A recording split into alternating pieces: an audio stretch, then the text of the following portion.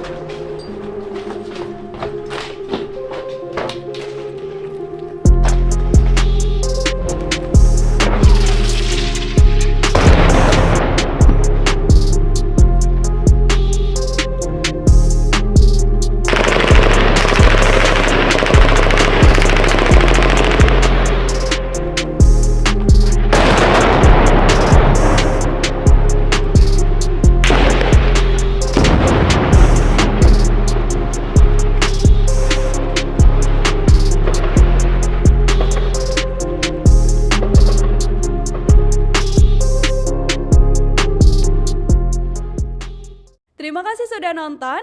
Jangan lupa like, subscribe, dan share ya.